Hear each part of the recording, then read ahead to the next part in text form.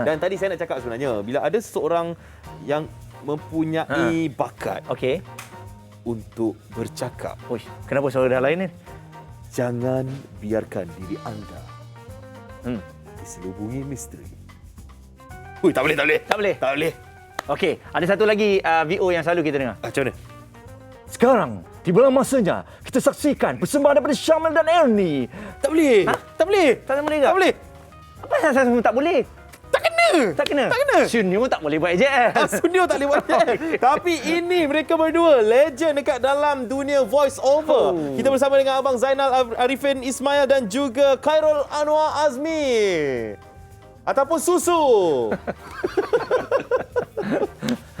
Assalamualaikum. Waalaikumsalam. Cakap waalaikumsalam pun sedap. Okey, yang ni tak buat-buat ya. Memang buat, memang betul. sedap. Okeylah. Abang Zainal. Ya, betul. Semua orang duduk menunggu. Semua orang duduk minta daripada tadi. Biar Betul. jangan biarkan diri anda diselubungi misteri satu. Betul. Betul bang. Betul. Kita nak dengar. Usah biarkan hidup anda diselubungi misteri. Oh, legend. Suara bass dia tu. Ini sebab suara ni tak tidur malam. Tengok kalau tengok iklan ke apa tak tidur malam, babe. Okey, dan kita bersama dengan Noah juga yang kalau tengok di TV3, TV9 memang suara dia lah. VO kalau Noah. promo ke apa Noah? Bagi sikit lah untuk AJL tadi. AJL lah Noah. AJL. Yang Muaz buat tak jadi tadi. Sila sikit Noah. Nak mengumumkan. Sebentar lagi, Sufian Suhaimi tentunya dianugerah juara lagu. Oh, inilah orang dia. Ya, senyum je dia buat. Okeylah, kita nak borak dengan ini orang kata otai lah dalam dunia voice over. Abang Zainal. Memang legend daripada zaman Jejak Rasul lagi. Orang kalau tengok Jejak Rasul tu, dia dah sinonim. Betul. Dengan suara Abang Zainal lagi. So, mungkin Abang Zainal nak ceritakan pengalaman abang sepanjang buat Jejak Rasul tu kan. Bila orang duduk bercakap, suara ni je lah, suara Jejak Rasul ni. Paling sesuai Paling sesuai ni. Sebenarnya Jejak Rasul tu, dia masa tu, ketika tu dia ada satu genre baru tau.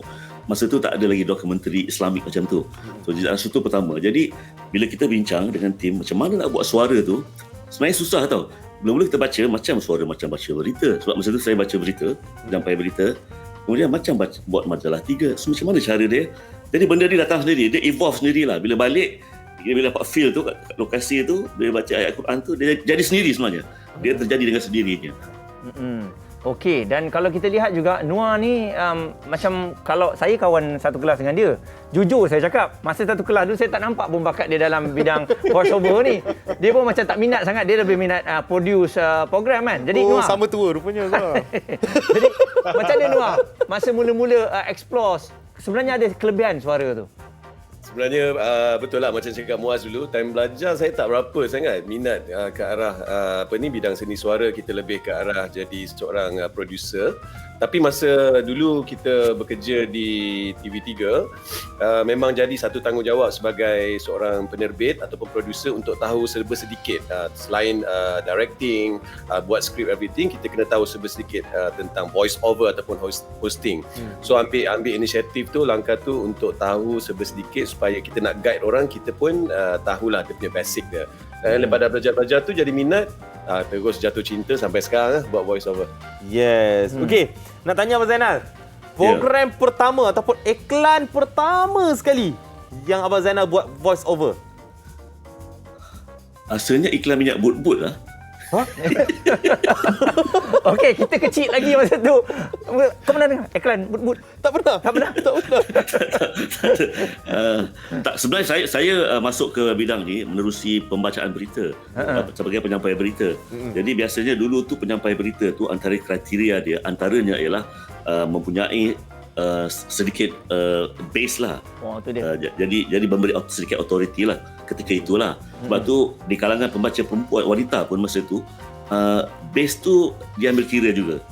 Contoh macam kawan-kawan kita macam siapa yang boleh sebut Wazali Aradhi, masa tu kalau you tengok balik kan dia ada ciri-ciri tu sedikit. Okey. Dan Noah, mungkin boleh explain dengan kita lah sebab Noah pun ada buat coaching untuk suara ni. Ada orang kata kalau kita nak keluarkan suara ni menggunakan perut. Dan ramai yang tak faham macam mana nak keluarkan suara daripada perut sebab kita rasa semua suara boleh tekak ni kan. Mungkin Noah boleh kongsikan sedikit tips untuk kita semua. Itulah dulu masa awal-awal saya buat voice over pun saya pun pening kan, dalam perut ada suara ke. Tapi sebenarnya along the way masa kita buat voice over tu sebenarnya suara dalam perut ni adalah bila kita kita nak masa nak buat voice over tu, buat recording tu memang kita kena kalau saya akan tekan sedikit macam kita tengah inhale. Bila kita tekan sikit dan suara tu akan keluar daripada dalam perut ni. Bila voice over ni bukan bercakap macam bercakap biasa. So once you nak record memang you kena, kalau I tekan sikit perut tu kan macam tarik nafas dan baru lontarkan suara. Nampak. Masa dia cakap lontar tu dia guna suara diaphragm. Oh, dia panggil diaphragm. Lah, baru ingat. Excited. Baru ingat sambil sebut tu. Okey, Abang Zainal, kalau kita tengok kan, difahamkan juga kalau mereka yang ada bakat dalam bidang suara ni, mereka ada macam ada group, ada casting yang boleh letakkan suara kita. Lepas tu suara kita ni akan dipilih. Macam Abang Zainal sendiri ada menyertainya? Ada, kita satu, ini bukan iklan lah, ini untuk pemberitahuan. Memang satu guild lah, GUILD, persatuan ni, yang mana kita masukkan nama kita dalam tu, kita daftarkan, kita bayar yuran, dan dalam tu ada banyak sebenarnya bakat-bakat suara di belakang tabir ni yang kita tak pernah nampak bermuka dia, tapi suara-suara mereka dapat kedengaran dalam iklan, suara buat jingle dan sebagainya. So kalau siapa yang ada bakat dan rasanya yang nak cuba pun boleh, daftar saja. Kemudian nanti masukkan you punya contoh, mana-mana produser yang nak dengar suara orang Melayu ke, India ke, Cina ke, English ke, dia akan browse through dan dia akan pilih lah. Kalau ada rezeki, you dapatlah. Tapi saya bercakap je, saya sendiri pun tak bawa sampel. Tapi saya bagi tahu saja peluang. Abang sebab nama tu dah mahal. Dia Yelah. sebut nama dah tahu tak payah sampel lah. Tak tahulah. Ni ambil terus lah Abang Zainal ni. Okey, Nuar, saya buat AJL 34, 35, Nuar juga yang VO dua-dua, betul tak? Betul. Kan, saya memang selalu kacau Nuar. Masa tengah buat VO tu saya selalu kacau dia. Saja. Nak bagi konon-konon bagi dia salah sikit lah. Dia live ke record tu? Live. Live. Oh, dia live. Okey. So Nuar, pernah tak tersalah? Weh, jangan, bahaya. Haziq tahu benda tu kan kalau live show. Saya rasa Abang Zainal pun tahu. So live show ni kalau boleh kita avoid lah tersalah sebut, tersyashul orang kata kan. So memang sebelum nak live tu kita nak baca that script tu, gangguan ke apa benda semua tu macam Haziq ni kita kena ignore, kena fokus. So by the time bila producer dah kata okay 3, 2, 1 and go live now, kita terus bagi full blast lah. So memang kena fokus. Tapi memang tak pernah tersasul Alhamdulillah so far tak pernah lagi lah. Alhamdulillah. Aziz, cuba dia tanya, apa tips? Dia mesti ada tips tu. Itulah. Abang Zainal sendiri tanya dekat Nuar ni, apa tips dia? Sebab satu orang ramai nervous kan, lagi orang tengah bersorak kan. Saya punya tips dia kalau nak live ni sama je macam kita live hosting ke apa. Saya takkan masa saya nak baca skrip tu saya takkan pandang mata semua orang. Saya akan pandang hanya skrip tu saja. Sebab bila kita contohlah 5 second before nak live tu, kita punya mata melilau, kita tengok mata Haziq lah contohnya kan yang dia duduk bahan kita tu. Automatically dia akan ganggu kita punya mentality, emosi kita tu yang bila baca tu dia tersasul. So by the time lagi 10 second atau 5 second nak live tu memang fokus pandang skrip je. Tak nak pandang langsung mata semua orang. Nanti nak ada. Maksudnya Abang Zainal, dia punya tips, avoid Aziz. Tu je. Yelah. Dia tengok Sherry tak apa, tengok Aziz jangan. Aziz jangan. Tengok Haziq habis. Okey, Abang Zainal, kita tahu Misteri Nusantara adalah satu rancangan yang menjadi fenomena. Orang pertama yang buat benda macam tu kan. Orang pertama yang buat dan orang tu je buat boleh jadi. Okey, masa tu ketika tu saya tengah buat Jejak Rasul. Okay. Jadi tiba-tiba dapat job, dapat tugasan tu buat Misteri Nusantara, cerita tahyul, cerita khurafat semua ni. Jadi bila saya mula-mula baca, bila kita tengok balik, ini macam Jejak Rasul ala khurafat. tak boleh. Masuk balik. Saya dengar sendiri, ubah balik. Jadi kita buat macam mana ya?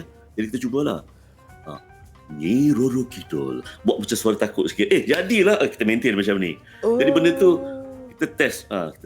Okey. Jadi abang bila kadang-kadang kita ni pun tak tahu bakat yang kita ada, kita test dan jadi. Sekarang ni bila abang dah sampai ke satu tahap, orang dah jadikan abang sebagai idola. Bila ada orang datang, ada tak orang nak menimba ilmu dan sebagainya. Jadi abang sendiri dah tahu dah kalau ada orang datang, dia ni tak ada bakat tapi dia nak belajar. Apa nasihat abang?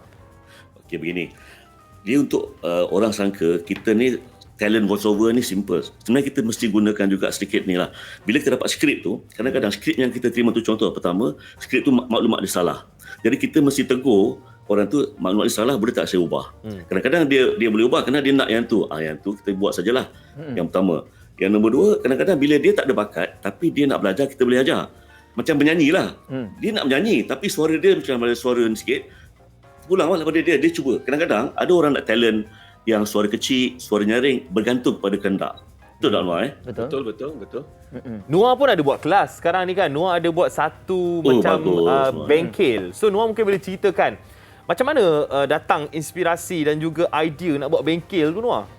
Sebenarnya benda tu jadi tahun lepas masa PKP. Saya pun tak tahu Aziz Muaz, kita main post je video kita buat voice over dekat social media. Suddenly ramai pula bertanya nak buat voice over everything. So kita pun start lah kita punya kelas VO tu, ada apa Noah Storyteller tu.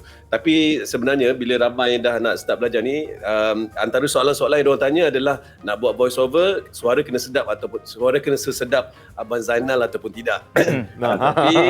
Tapi tadi macam Abang Zainal cakap tu dah betul lah. Sebenarnya suara sedap tu for me subjektif. Sebab dalam voice over ni, betul Abang Zainal cakap, ada jenis-jenis suara. Karakter macam suara kartun tak perlu suara sedap sangat pun kan. Yang penting you kena pandai bermain dengan you punya karakter. So benda ni very subjektif. Suara sedap advantage. Kalau suara tak sedap pun ada kategori untuk you. Tapi yang paling penting kena minat. Kalau tak ada minat memang tak boleh pergi . Lepas tu kan nak buat VO ni dia tak perlu kisahlah macam mana riak muka kita masa tu. tak sebab ramai orang komen juga Noah punya muka memang kena macam tu kan. Betul tak boleh buat muka normal. Kenapa dia kena macam ni? Kenapa kena macam tu lah? Betul babe. Sebab kat social media orang kata kita ni buat voice over sambil menari kan. Tapi rasanya siapa yang VO talent tahu benda tu kan. Voice over ni bukan sakat lontarkan suara, you kena main dengan face expression dan body movement. Baru feel tu sampai.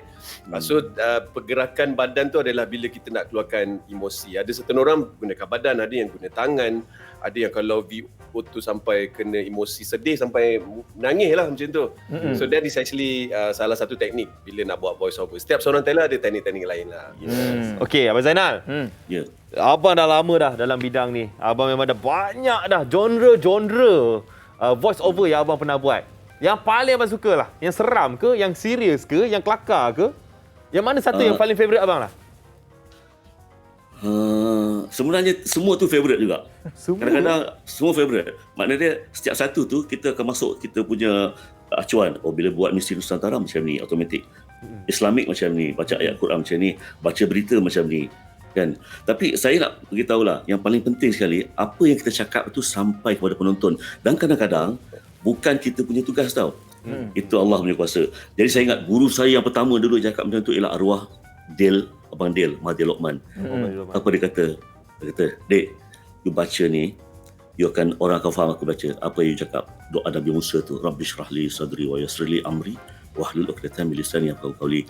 Itu yang dia ajar saya. Yang itu saya pegang sampai sekarang. Dan saya pun bagi tahu pada mereka yang nak belajar, peganglah benda tu. Baik. Wow, saya sebenarnya bangga bila dapat interview Abang Zainal pagi ni. Saya boleh tahu benda tu. Saya boleh dapat ilmu baru. Sebab kita junior-junior. Yeah. Betul lah. Betul lah junior kan. Jadi baru ni. Okey, Noah pula mungkin ada sedikit nasihat kepada mereka semua Noah yang kalau kita tengok ialah Abang Zainal dengan cara dia tersendiri, Noah dengan new generation dengan media sosial yang ada, orang pun dah mula mengenali awak. Bagaimana satu tips lah untuk mereka yang nak mencuba ni?